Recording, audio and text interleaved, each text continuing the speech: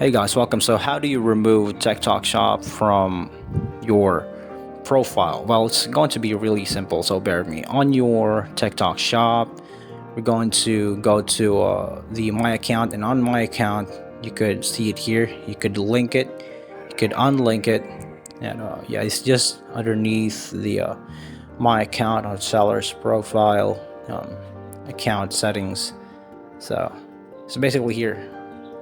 So once you've added your product, or if there's a malware on your actual primary account on TikTok, you basically just unlink and you could relink. Remember that you could only do this like 2 times because they'll be restricting and exactly doing that on an account that's repetitive. Okay, so thank you so much for watching, and you guys have a nice day. Please subscribe.